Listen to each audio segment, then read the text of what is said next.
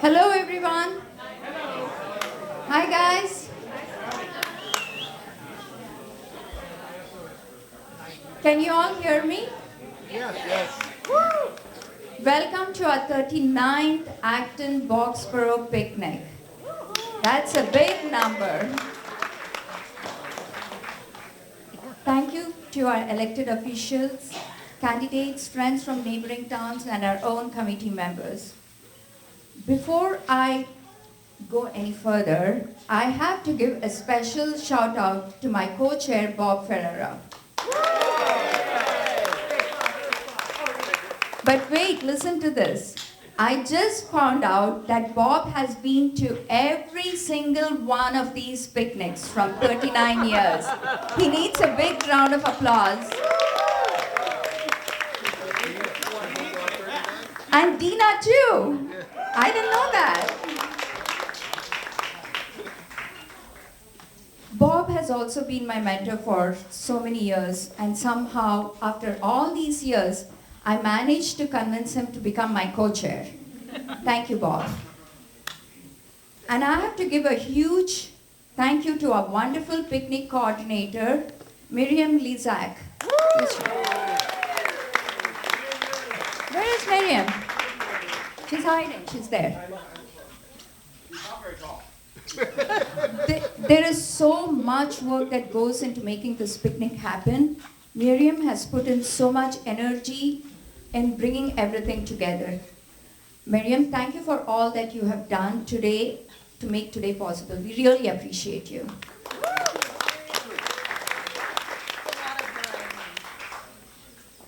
I wanted to take a minute, that's the reason that you see me having the paper here. I wanted to take a minute to tell you how proud I am of our Acton Democratic Town Committee. We have had a very busy year. We have passed resolutions on issues that matter to us, and we have had some really great conversations.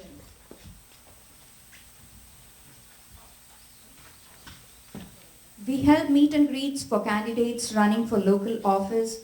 We held our caucus and sent delegates to the Democratic State Convention. Our members have canvassed for Democratic candidates here in Acton and across the state.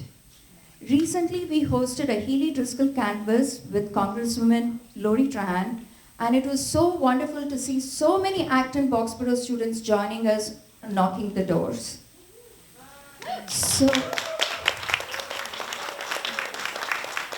So on that note, about canvasses, I just wanted to make a little announcement that after the primaries, we are going to do joint canvass in our neighboring states. Maine, we do already have a date planned, which I'll be talking about it soon. Yeah, there's a little birdie here who's not at all scared. So we have also collected food for the Acton Food Pantry, spent Sundays at the farmers market, and of course our holiday party to bring Democrats should also have some fun. And this year, I'm especially proud of what we are doing with our young people. We are working very closely with the Acton Boxborough Young Democrats. They're all here. And this summer, we started our first ADTC internship program coordinated by our own Keeley Fox. Where is Keeley? Oh, there she is.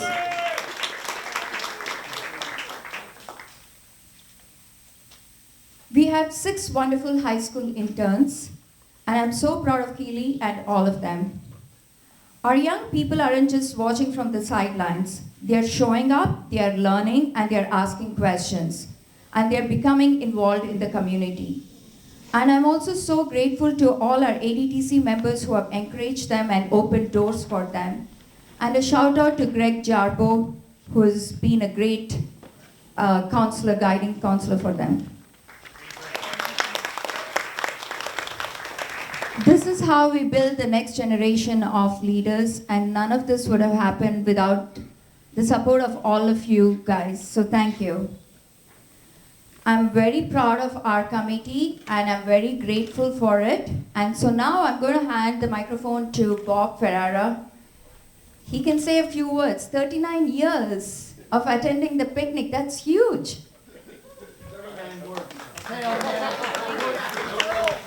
Yeah. Yeah, it does, like she said, go back to 1987, when actually Boxborough hosted the first few, so we thank our friends in Boxborough. I don't know how many of you remember James McGowan, and his family lived on Littlefield Road, and they had a big backyard, and that was our opening shot. And it was good from the beginning, but it's gotten obviously more energy as we go, so thank you so much. And Nancy for co-chairing our partners. Now it's Nancy's turn? Yes. Yeah. Okay, that's all right. Good thing the mic's down here. So I'm Nancy Settle Murphy. I've been a Boxborough resident for 43 years. Town's changed a little bit since I've been. I've doubled in population. And we have, if I could have my fellow Boxborians, because we're a small but mighty group, raise your hand. Great. And I'm happy to say that we have 3 new members. 3 of our newest members are all high school students at AB, which is really cool. They all just decided to become full members.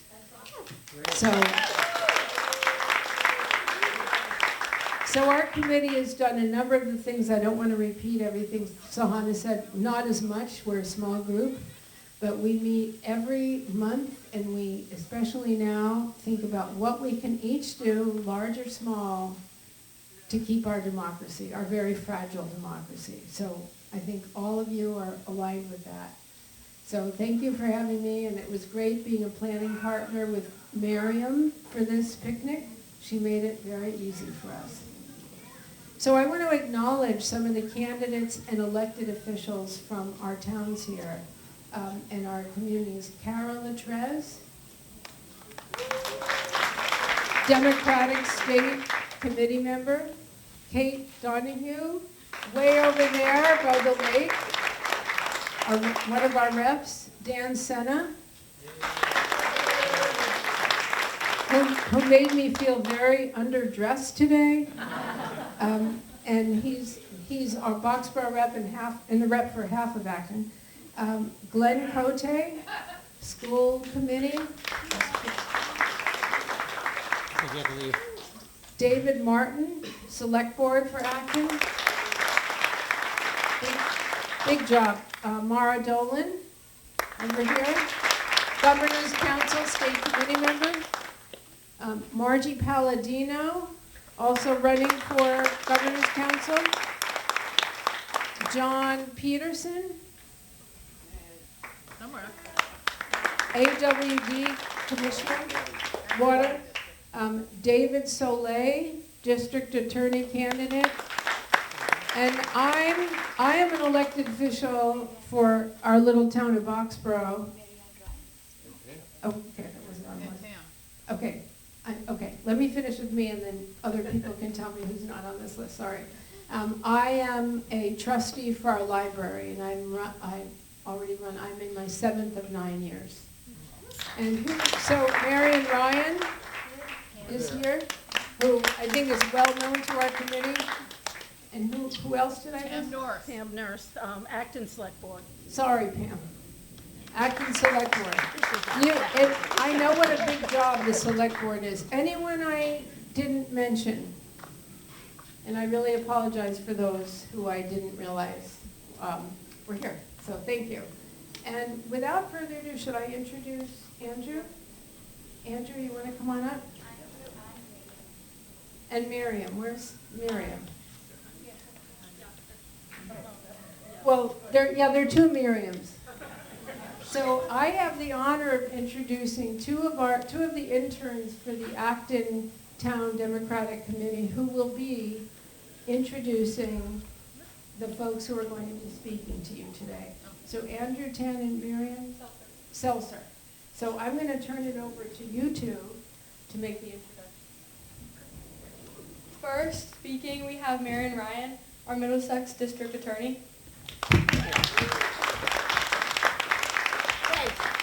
I echo the thanks to everyone who made this possible. And I just want to point out that you did better than Carlisle. They stopped the rain, but you got the sun out here. So that was a good thing. Thanks for having me today. You know, this race is really about two things. It's about experience and it's about representation. I'm a career prosecutor, and I really am laser focused on why we have the district attorney's office. What's our core mission? It's the protection of the public safety.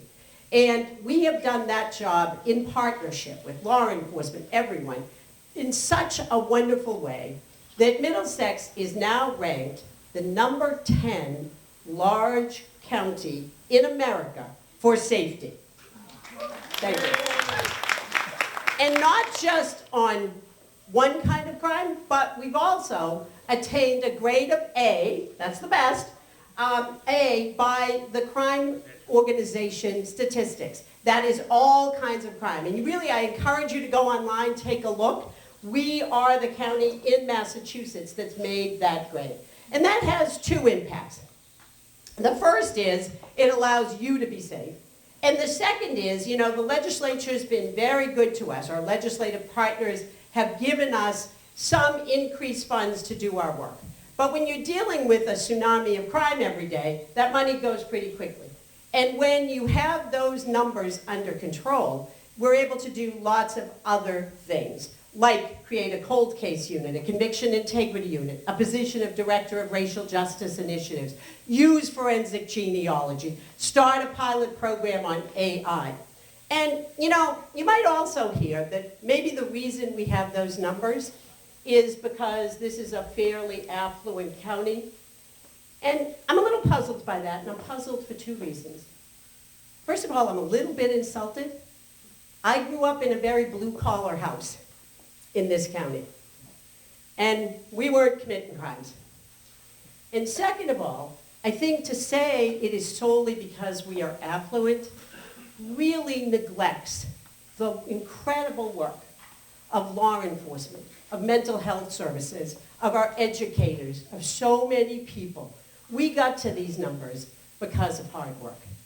It's not a coincidence that we are there. And secondly, part of the work that we have been doing is really managing the impact that the federal government has had in interfering with our work. In 2018, when ICE was coming into our courthouses and taking people out, I put together a coalition where we filed a lawsuit, Ryan versus ICE. And we were the first in the country to successfully sue and get an injunction to prevent ICE from coming in and removing people from the courthouses. And we broke the logjam because other people followed suit. I have been working very hard with my incredible legislative partners with the governor over the years on the driver's license bill, on the PROTECT Act, because you know what, and you all know this, I just told you, and there's really no dispute, we are very safe in this county. That's not enough. You have to feel that you are safe. You have to feel that we see you. And I have not only been doing it in the courtroom and at the legislature, but I've been out on the street, talking to people and making it clear that I am concerned about the safety of everybody, regardless of what their immigration status is, that I do not intend to move. I mentioned that we created a position of Director of Racial Justice Initiatives. I also created an anti-bias, anti-hate task force. The federal government doesn't really care for that right now. I am not moving 1 inch. I am not backing up 1 inch from all of that. And this is an election where everybody, whether they're running for library trustee or the United States Senate, ought to tell you where they stand. Because I suggest, unless there's things I don't know, that probably no one in here has ready access to $20 million. I want to see you if you do. But that is what the federal government plans to spend. Really think about this. They are going to spend $20 million on shock gloves. That is not who I am as an American. It certainly is not who I am as a Democrat. And you should know when you cast that valuable vote where people stand on those issues. So those are the experience pieces. Let's talk about representation. You know, there are 11 district attorneys in Massachusetts. I have amazing colleagues. But I am the only woman who has the opportunity to serve in this role. Thank you. And it's not enough just to be a woman. You've got to be a mentor. You've got to be a role model. That's why we've created our Empowering Girls program. That's why the Women's Political Caucus has endorsed me, because they care about women's issues. But when you think about the conversations about sexual violence, domestic violence, women's reproductive rights, mine is a voice that needs to be at the table. And I invite you as well to join me this week when our fabulous Attorney General and Representative Trahan are hosting a Women's Leaders Breakfast for me. So I have lots of information to give people about that. And then the other piece is, many of you have seen me speak before and you know this. When I was beginning in the district attorney's office, I and my then law school boyfriend, who was also an assistant district attorney, were the victims of an armed robbery that went horribly wrong. He was shot and killed in that robbery. After a pretty long investigation, the perpetrators were arrested, they were prosecuted. One of them was one of the maddest young defendants. There's been parole hearings, all of that. Two things emerged from that. I know very intimately the cost of gun violence. It's why I've worked so hard on the crime gun bill, why I've fought so hard for the piece of legislation around ghost guns, why I fought so hard to create an appropriate crime for the firing of guns at houses. And secondly, I understand what we ask people to do when we say something terrible has happened to you. Please partner with us, often for years, through a long, complicated process. It is what anchors the victim-centered work that we do in the Middlesex District Attorney's Office. It is my great privilege and honor to serve as your district attorney. And I ask for your vote to continue this work either this week or on September 1st. So thank you so much for having me.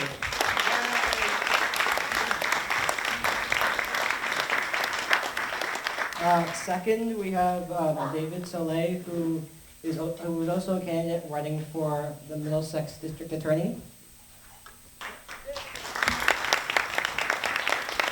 Thank you, everybody. It's great to see so many proud Democrats. My name is David Soleil. I grew up in the city of Cambridge. I'm the proud father of two daughters, both graduates of the public schools. I'm a major in the JAG Corps of the United States Army Reserve, where I've represented victims of sexual assault. Since I graduated from Harvard Law School in 2001 with honors, I have been a prosecutor in the Middlesex District Attorney's Office from 2001 until last year. I was a domestic violence prosecutor. I was an organized crime prosecutor doing wiretap investigations of mafia targets and major drug trafficking organizations. I was the first head of the Cyber Protection Unit, which was a unit dedicated to combating online child exploitation. And for the last 6 years, I was the chief of the Cold Case Homicide Unit. It was my duty to try to solve the cases of victims that had somehow slipped through the cracks. And it's probably not a surprise for Democrats, at least, to understand that these are often people who did not have a powerful voice in society. And if you look at the identities of some of those victims, you can see that.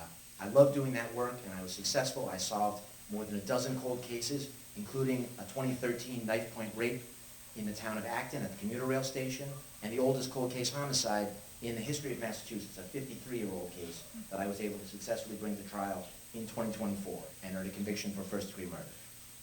I was proud of that work, and in 2025 I was honored as the Middlesex County Prosecutor of the Year. But I resigned the very next week, and I resigned because I could see from the inside that there were important things that the District Attorney's Office was supposed to be doing to protect people that we were not doing. And I had asked the District Attorney to act on those issues, and she had declined. And I want to talk with you specifically about some of the differences that you can expect between a District Attorney's Office that would be run under my leadership and under the current incumbent District Attorney. First, about guns. Massachusetts has the best gun laws in the country, bar none. But what that means is that the guns that are used in crimes here overwhelmingly come in from out of state. They come in from states with weak systems of regulation. States like New Hampshire and Maine and Florida and Georgia. Every single year, the police officers in Middlesex County seize as many as 200 illegal guns off our streets. But in a 5-year span, the incumbent District Attorney's Office has brought only a handful of cases for gun trafficking. The first thing I would do as District Attorney of Middlesex County is to form a crime gun unit, a unit that would be dedicated to identifying and disrupting and prosecuting the shadowy networks that are bringing illegal guns into our communities, putting them in the hands of criminals.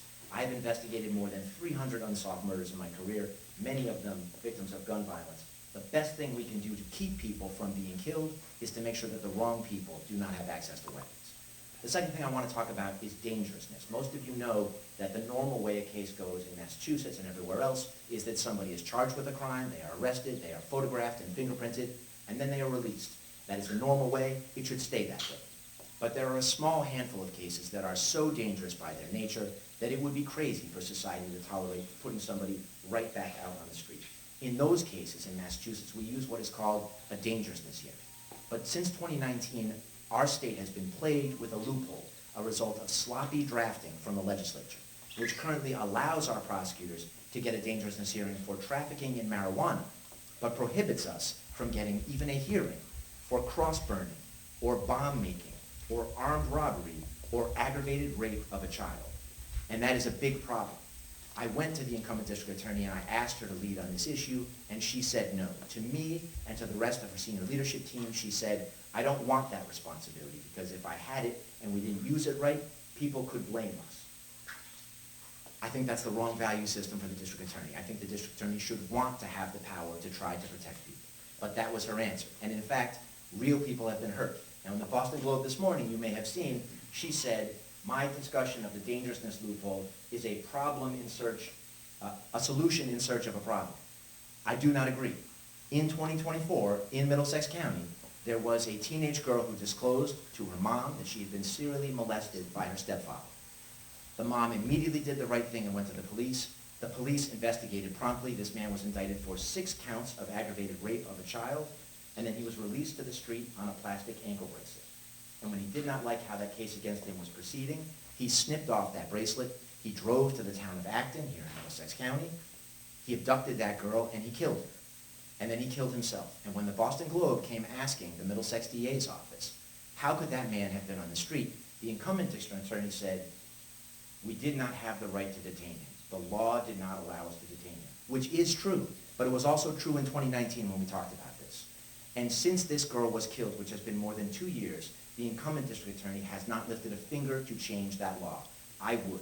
The district attorney of Middlesex County sits in a seat potentially of great influence, with more state reps and more state senators in this community than any other county. And if the district attorney wants to, the district attorney can make that a priority, and I would. The last thing I want to talk about is about the statute of limitations. The incumbent district attorney talked about representation, and I think that's important, and I respect that she made great strides at a time when the profession was very hostile to women, especially in law enforcement. But this issue is about the statute of limitations for victims that are overwhelmingly female. I began the cold case unit to work homicide cases, but pretty quickly I could see there were dozens and dozens of unsolved stranger rapes that no one was working on, and I started working on them, and I solved some. One of them was the case from Acton. Another case from my hometown of Cambridge involved a 13-year-old girl who was attacked by a man who broke into her bedroom in the middle of the night while her parents slept downstairs. But one of the cases that lingers with me is a case where I could not get justice, a case from 1988 where a young woman was traveling for business from out of state to Massachusetts. I was always trained in the Army that for safety purposes you don't want to be on the 8th floor of a hotel room because you can't jump out an 8th floor window safely. But you don't want to be on the 1st floor because the 1st floor gives access to the street. In the middle of the night, a man removed the screen and climbed through the window of her 1st floor hotel room and tied her up and brutally raped her, and then escaped. For years and years, nothing could be done. Finally, in the 2000s, for the first time, we were able to develop a major male DNA profile. We uploaded it to the national database and got nothing. The man was not in there. When I took this case, it was nearly 20 years after that, and I tried to do something different. I used forensic genetic genealogy to find a distant 3rd cousin of this man and work my way down the family tree until I could find somebody in the right genetic position, and it was the right man. And he was alive and healthy and living in Massachusetts, and I couldn't prosecute him because our state statute of limitations for aggravated rape was just 15 years. 47 states were doing a better job for victims, including such feminist paradises as West Virginia, Alabama, Oklahoma, Mississippi, but not enlightened Massachusetts. And I went to the incumbent district attorney and I asked her to lead on this issue. I said, even though we could not prosecute this man, forever barred from prosecuting, we could help other victims, and there were dozens of other such victims. And she said no. She said, not everyone would agree. And that was her answer. When I resigned, I did it face-to-face. I told her why I was doing it, and I told her I would be running against her. And she made me various offers, and I said that's not what this conversation was about. But one of the things that she said is, we could revisit my decision about the rape case. And I said, you should revisit that decision because it was wrong, but it's not going to change my decision to resign. That was in September of 2025. But she did nothing different in 2025. The incumbent district attorney did nothing different in October or November. It wasn't until December when my campaign website went up and said, we are not doing the right thing by victims. 47 states are doing a better job than us. We should change this.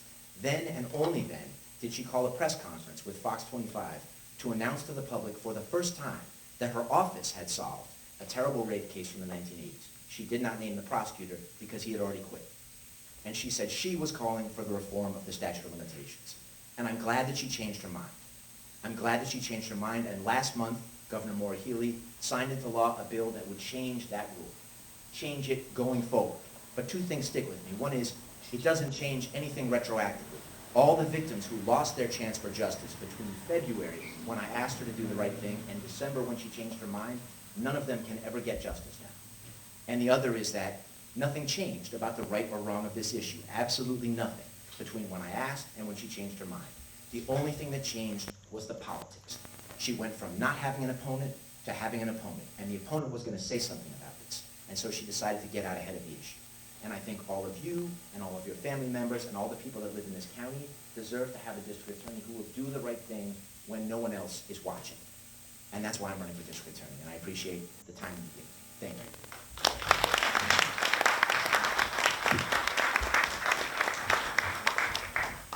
Our next speaker will be Mara Dolan, Governor's Counselor.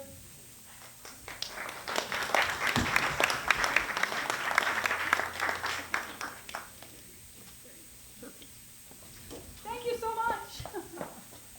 Hi, I'm Mara Dolan. I am very honored to be your Governor's Counselor, and I am very happy to be here today. I love both Acton and Boxborough, and Walnut and I have enjoyed many very happy Sundays at the Acton Boxborough Farmers Market. I'm running because I want to let you know that I promised you things when I ran 2 years ago, and I want to give you an update to let you know that I've delivered on my promises. I promised you that I would make sure that judges were ready, willing, and able to tackle systemic racism with every tool that the law allows, and I do. I promised you that I would make sure that judges understand the science of addiction and know how to work to support recovery, and I do. I promised you that our juvenile court judges would understand the science of brain development and not treat children like adults, and I do. I promised you that I would protect abortion rights, because in a time when our federal courts are taking away our rights, we've got to make sure that our state courts uphold them. In Massachusetts, if you want an abortion and you're under the age of 16, you must have the consent of either a parent or an adult guardian. And if you can't get that, there is only one thing left for you, and that is authorization from a Superior Court judge. So I ask every single nominee for Superior Court, if they agree with me, that the decision on whether to terminate a pregnancy is made between only two people, a patient and their doctor. And if they don't say yes, I don't vote yes. I've also risen to new challenges, like standing up to ICE in our courts. It's very difficult to be a judge and have ICE come into your courtroom. I'm sure it's scary and I'm sure it's intimidating. We ask a lot of judges, but we have to make sure that they can deliver when they have to. And so I ask them if they have the courage, if they have the strength to do the right thing even when it's difficult. And I can tell in the answer they give me that they really mean it and that they will. I'm also the first governor's counselor to raise the issue of ICE in our courts. I was concerned because we have bystander rights to record ICE, as I'm sure you all know. But when you're in a court of law, under the rules, you can't record. So what happens when ICE comes into court, as they did in the Boston Municipal Court, and we have no record of what happened because no one was filming. Look, there are good reasons not to film in court. There are victims and there are witnesses, and they need to be protected from that. But if ICE is there, and there is good cause, then judges under the rules can permit them to. And so I ask nominees, and I make sure that they will allow people to record ICE when they're in court. I want to thank some people who are here today. State Rep Dan Sena, thank you so much for your endorsement. Where is Kate Donahue? State Representative Kate Donahue, thank you for your endorsement. State Senator Jamie Eldridge, who isn't here, has also endorsed me. Congresswoman Lori Trahan has also endorsed me. Middlesex County Sheriff Peter Katujian has also endorsed me. Progressive Democrats of Massachusetts have made me their endorsed candidate. Progressive Mass has made me their endorsed candidate. I am the labor union candidate in this race. I stand with labor, and labor stands with me. I've been endorsed by the IBEW Local 103, the Carpenters, the Merrimack Valley Central Labor Council, all the first responders in Boston, the Police Patrolmen's Association, the firefighters, the EMS, other labor unions, because they know they have someone who workers can count on in the Governor's Council. And here's why that matters so very much. The Governor's Council confirms members to the Industrial Accident Board. Those are the folks who hear workers' compensation cases. So we've got to make sure that those folks support workers' rights. We've got to make sure we have judges who support environmental rights. We've got to have housing court judges who support tenants' rights and who recognize the housing crisis and make sure that they're sensitive in responding to them. So I am thankful for the folks who are here who endorsed me. I'm very grateful and proud of the endorsements that I have. And I want you to know why the people you trust me. It's because they know me. They know my values. They know my work ethic. They know my diligence. And they know that I will do the job right and deliver every single time. And that's why I'm asking for your vote on or before Tuesday, September 1st in the Democratic primary. I'm Governor's Counselor Mara Dolan. I thank you so much.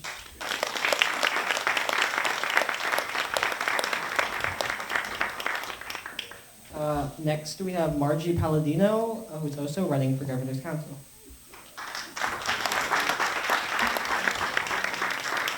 Thank you, everyone. I'm Margie Palladino. I'm running for Governor's Council, District 3.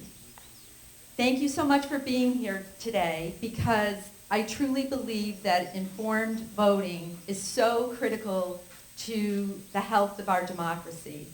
And I am honored here today to have the opportunity to speak to you and to hopefully earn your vote by September 2nd. Or, oh gosh, I've been thinking about September 2nd a lot, September 1st. So I'm sure I surprised a lot of you when I entered this race so quickly at the end of April. And so a lot of you, including the elected officials, don't even know me. So who am I? Well, first of all, I want you to know I am a lifelong Democrat. I still can recall getting in my car in college and driving back home just so that I could vote for Jimmy Carter, even though he had a lot of malaise back then. But no way I was going to vote for Ronald Reagan. So I believe wholeheartedly in and strongly in equal protection and due process of law. And of course, it goes without saying that I would uphold those principles and vet every single nominee to make sure that they are as committed to equal protection and due process for anyone under our Massachusetts Constitution.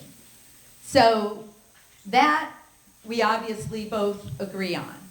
But what really distinguishes me is that I'm focused on the independence of the Governor's Council, as well as you, because our Massachusetts Constitution created the Governor's Council to be the people's check, your check, on the governor's power to appoint. And you see when those silos of our three branches of government break down, you see what happens. We are seeing it at the federal level. It's very critical that we have independent judges that apply our Massachusetts Constitution fairly and equitably. And you deserve counselors that do the same. So this is why I am running for governor's council, because I truly believe in independence of the judiciary.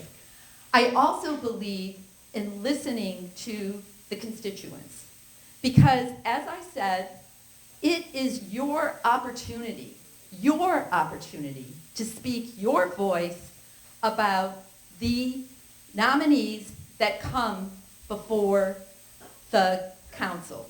They've already been vetted by the governor's judicial nominating committee, that, by the way, has very strict rules on conflicts of interest and donor contributions. Very strict rules, which I cannot find any for the governor's council. So what we want is a governor's council that focuses on the need for listening to you. And it was exactly that reason that I entered this race so quickly, because you probably can tell I am not a packaged politician. I am trained in the law. I went to Boston College Law School as soon as I graduated from Colgate University. I then joined a law firm and became a trial lawyer, advocating for others. And I did that for over 12 years.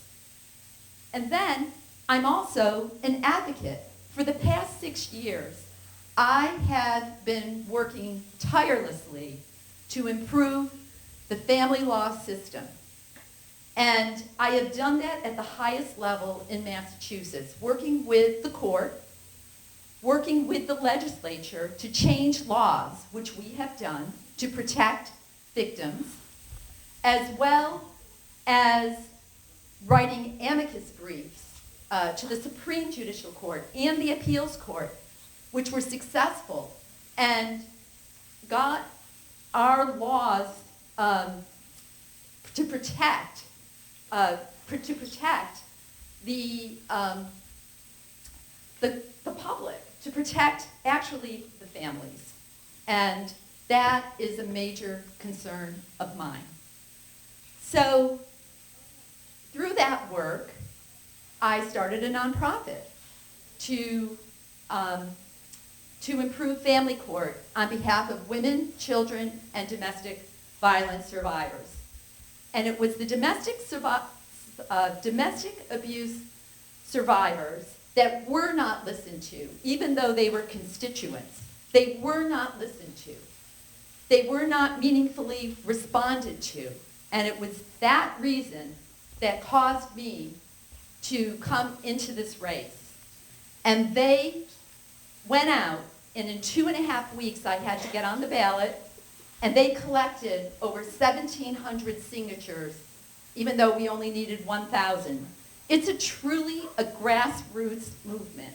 When you see something that's not working, you want to improve it, or at least I do. I have lived my life that way, and this is what I am doing because I am totally focused.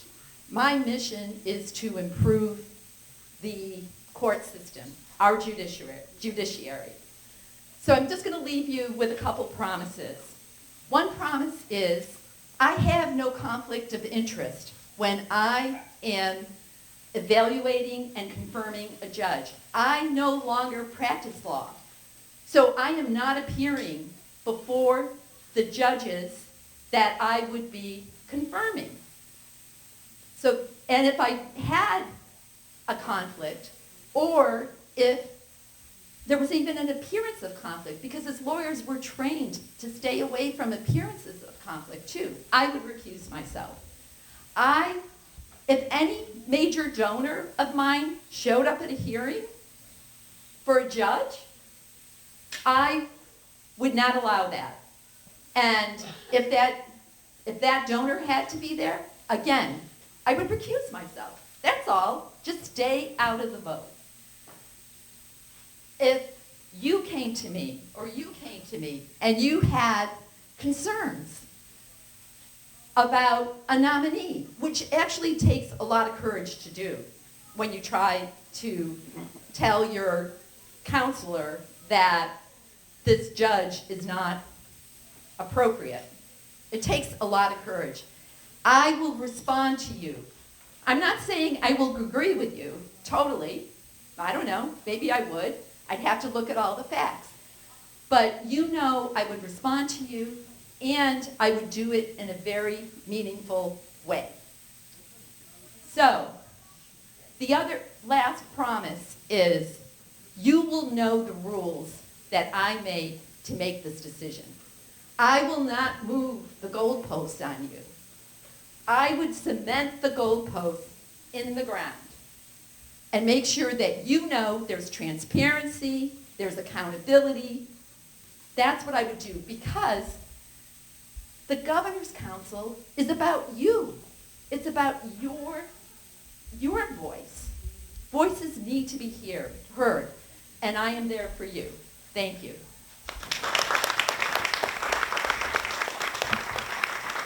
Mark Lanigan, who's representing Senator Ed Markey, who would like to say a few words. Thank you. Thanks, Sahana. Thanks, everybody. My name is Mark Lanigan. I work with Senator Ed Markey's team 9 to 5. I work in his office in Boston representing Acton, Boxborough, this area all the way down to Fall River to make sure that we are representing communities in Massachusetts in the work that's going on in DC. And in my off time, I also volunteer with the campaign because I know just how great a guy Senator Markey is and how incredible a leader he is in Washington, D.C. and in Massachusetts every single day. I ran, before starting the job with Senator Markey, I ran a group called the Gen Z Candidates Network to elect more young candidates around the country. And when thank you. And when I got this job with Senator Markey, and I was talking to the other folks running the Gen Z Candidates Network, they said, oh, that makes perfect sense. Ed Markey's one of us.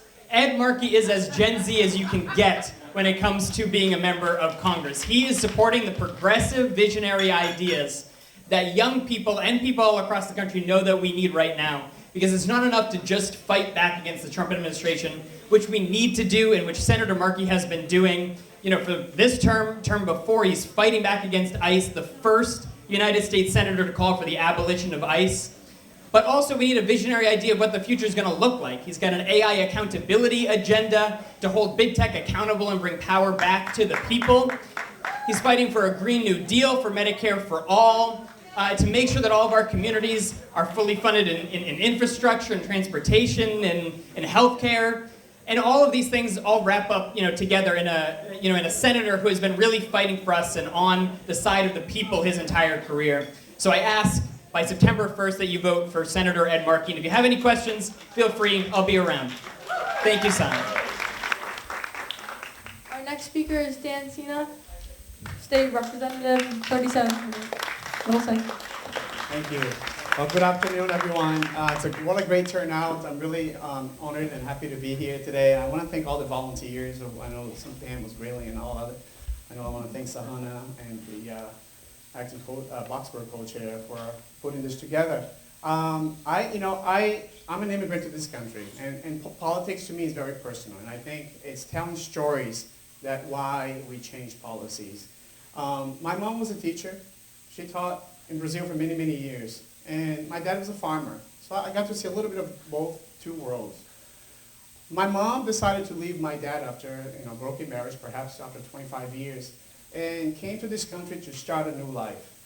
And she started working at Burger King here in Acton. She worked at Burger King for many, many years until she was able to retire for over 10 years, and she was an assistant or a manager there at some point. So even with her broken English, she managed to become a manager.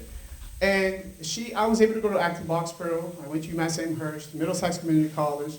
And then I had met Senator Eldridge, who really, I felt so represented with him.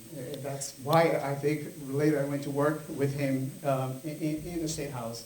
But I'm here today, and I'm so honored to represent Acton and Boxborough at the State House because the bills that we're passing, it's very personal. We did the mobility, the Family Mobility Act that allowed driver's license for immigrants. We now passed the PROTECT Act to make sure that they can file a lawsuit or do something against what the ICE is abusing people in the courtroom, in the hospitals or daycare, schools, and areas that are protected in terms of religions.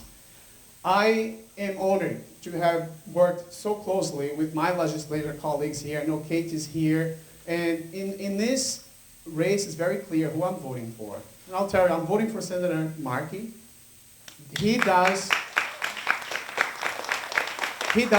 tremendous work, and we need to keep him there. I'm also voting and I'm supporting our current DA, Marian Ryan. I see her everywhere. She shows up, and it's someone that works to represent our interests, and I want to thank her for being here today here in Acton. I'm very proud to support Maura Dolan. I see her work, you're everywhere too, Maura. So you see the people that I empower, that shows up, that are representing the people. It shows. Not because I'm an insider, not because I'm in the government, but I see the work that they do. I want to also say that, I know we need to do a lot more for mental health, in terms of what happened here in Acton 2 weeks ago. I had met with one of the teachers that had a son who committed suicide when he was, I think, 5 or 8 years old. And I said, what can we do better? And we filed the legislation to improve more hours of trainings for teachers. And I know I'm not trying to put a burden on teachers. I know they need to make more money. But we ought to be advocating for more services, especially those who need the most. And as an immigrant, we see that race plays a role, gender plays a role, income inequality. And I'm there, and I'm always voting or supporting those who are less well off. And that's just who I am. And I'm going to continue to do that. And I have an election, right, vote, but I don't have an opponent this time around. But I really great to see so many young people, because I was in high school. I went to D.C. to lobby for immigration reform. I went to the State House to fight for in-state tuitions. So those are the things that I deeply care about: healthcare, access to healthcare, housing. We want to make all those things right. And I really believe that when people have those services, those resources, that they're not out there committing crimes, right? The opposite, right? They're helping our economy and our country grow. So with that, I just want to say thank you, everyone. Thank you.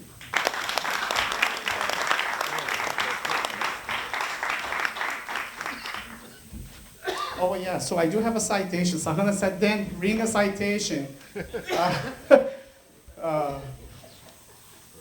It's Keeley. Keeley, come over. We have a citation for you.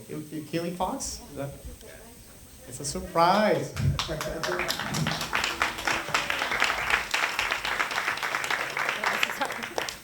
How are you, Keeley? Congratulations. So the Commonwealth of Massachusetts, hereby known to all, that the Massachusetts House of Representatives offers sincere congratulations to Keeley Fox in recognition of your passion and dedication to the Acton and Boxborough Town Committee. And we all the entire membership's offer the very best wishes to you. This citation is signed by myself and Speaker Rona Mariano on this day of August 23rd, 2026.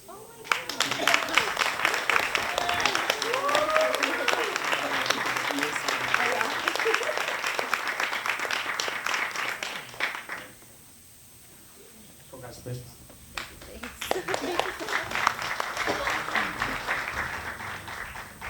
Next we have Stella Coe from Indivisible Acton.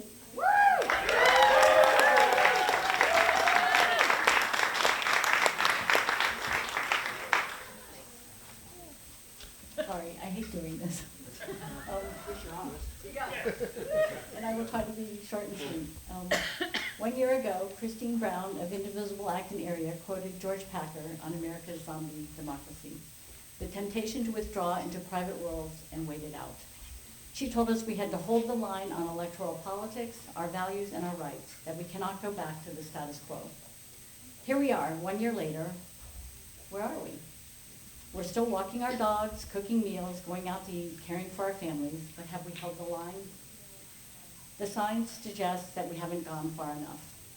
U.S. debt tops $40 trillion, cost of living continues climbing, cost of housing up, cost of utilities up, cost of healthcare up, cost of gasoline up, civil rights have been rolled back, and federal oversight erodes. This isn't normal, and waiting isn't an option. So I ask all of you to take 3 actions every week. Donate. Skip one weekly coffee. Redirect that money to mutual aid. We have Molly here from Luce. She can help you do that. Or volunteer in your community. We have the Acton and Boxborough Community Compass. We have Household Goods. There are many good organizations. And we have the AB Dems and Boxborough Dems. Speak up. Call one elected official about a priority issue. Our elected officials work for the people and should hear from us, the good, the bad, and the ugly. And we need to organize.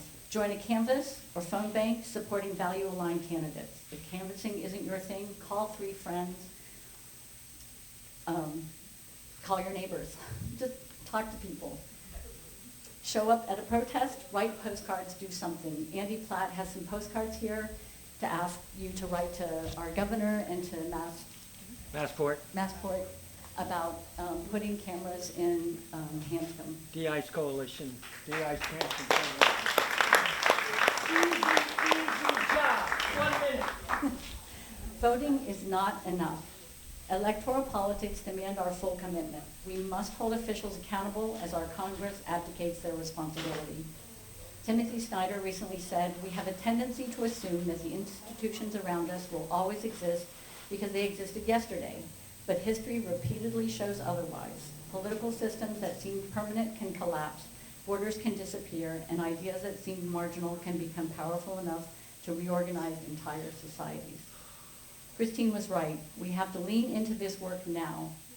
Our children, our grandchildren, and young people deserve an America worth inheriting. So let's get a move on. You can visit Turn Purple to Blue to get your other ideas on how to do those 3 things each week, but do more. Because we're not really much better off today.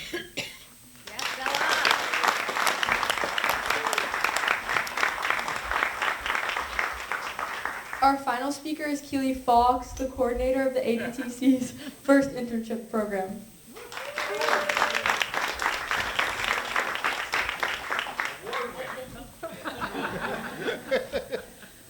Hi, good afternoon, everyone. My name is Keeley Fox. I'm a member of the ADTC as well as a rising senior at American University.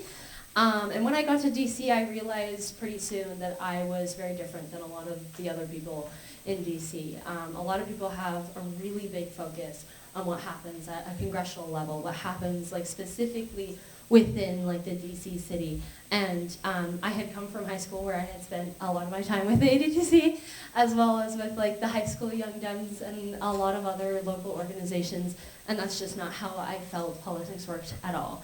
And I went into college with a really, really strong idea of what I thought politics should be. And while a lot of people ended up trying to explore that throughout college, I knew what I wanted politics to look like and what to represent for me. I knew that it was built by people, it was built by local organizations, by people who participate, by people who care, and by community as a whole. And so while I might be in DC still, my focus is set elsewhere with community politics and organizing. And so I thought to myself, well, you know, right now we're in a crisis. You know, there's so many decisions being made without people actually having their voice be heard within politics. People are being represented and their decisions are being made while small amounts of people are voting them in for office. And one of the largest populations of this happening is with, of course, as we all have heard before, young people. And so, you know, I thought I've had so many wonderful opportunities in DC, and I look back at my time and I wish someone had told me, how could I be more active in politics while you're in Massachusetts? And like, no matter what people say about DC, Massachusetts has extremely strong politics and a political sphere overall as well, and it's important that we all participate. And so I ended up creating this internship program in hopes that not only could I help people navigate what the Massachusetts politics system looks like, but also to try and get that foundational idea that politics at a congressional level is built by us and the decisions we make here and the way that we organize and the things that we decide to support, and specifically when we vote as well. And so I'm hoping to encourage all of these young interns with ideas on how to continue participating in Acton, in Massachusetts, and wherever else they choose to settle down or base their community out of, how to participate and how to organize, and how to make sure that we're getting other people along with us, because everyone's voice needs to be heard, and these decisions are, again, being made without people being heard. And so I reached out to the High School Democrats, which I used to be a part of in high school, and there's a really wonderful group of super excited high schoolers, teenagers, that are really up to date on politics and very passionate. And so I decided that it would be a good idea to start looping them into the resources that the ADTC has. And so I created an application, and we have 6 wonderful interns who have done some amazing projects.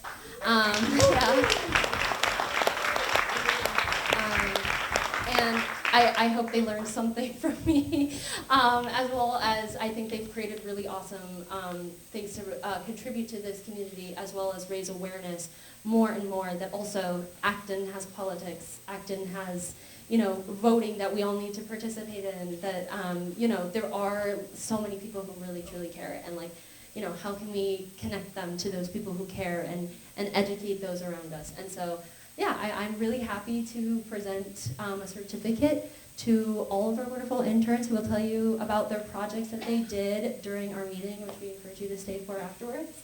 And so if they could all please come up. Yay!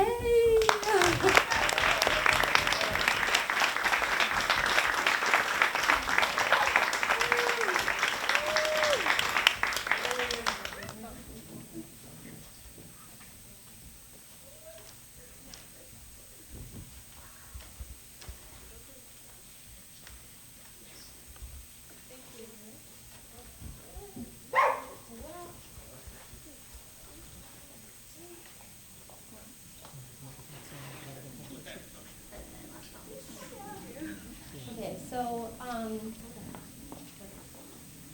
gotta move that so that everybody smiles and put it out.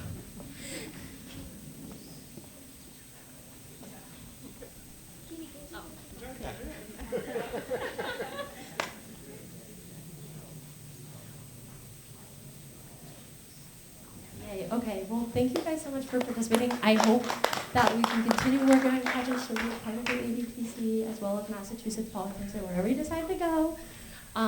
And we're always here as a resource, of course.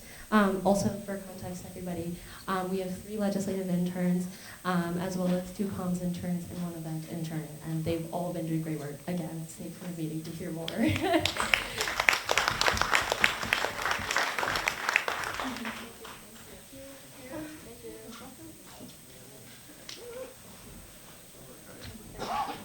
I know that was awesome. Thank you, Keeley. To wrap it up, I would definitely want Miriam up here to say a few words. She's done a tremendous job, and thank you, Miriam. So, putting the picnic together is a group effort. I did not do this on my own. I want to thank all the people who stepped up to cook something, to spend time at the grill. Thank you so much. To show up early to pick up balloons, to just everyone. Thank you, Miriam, the other Miriam, for just showing up and helping me get stuff around. So really, it is a group effort. Everybody should pat themselves on the back. Thank you very much to the candidates who took the time to come and speak with us. Having you come and hear your voices is invaluable. So thank you, and the Acton and Boxborough Community Compass is an amazing organization that helps immigrants in so many ways and does so much else. We have, remember FIFA did their big orange cone? Well, we're doing an orange cone now, a kindness cone. And if you would like to have your picture taken with it, take your picture with the cone and put it out to your social media to give people awareness of what we're doing. And we appreciate that. Thank you so much. Anyway, thank you, enjoy, engage, There's more than a little bit of dessert left. There's other food. And thank you so much.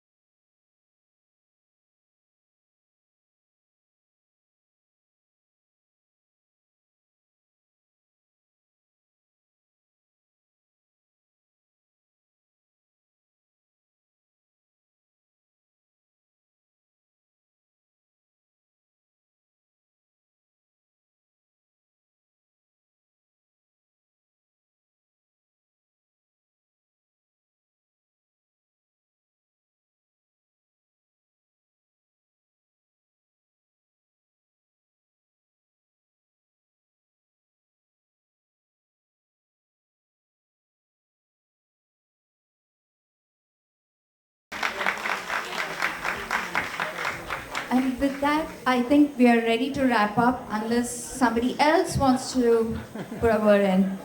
Thank you for coming, everyone. This was great. Thank you to all the elected officials, candidates, and all of you. There's plenty of food left over, I see. Plenty of desserts. So please do help yourselves. Thank you. Oh,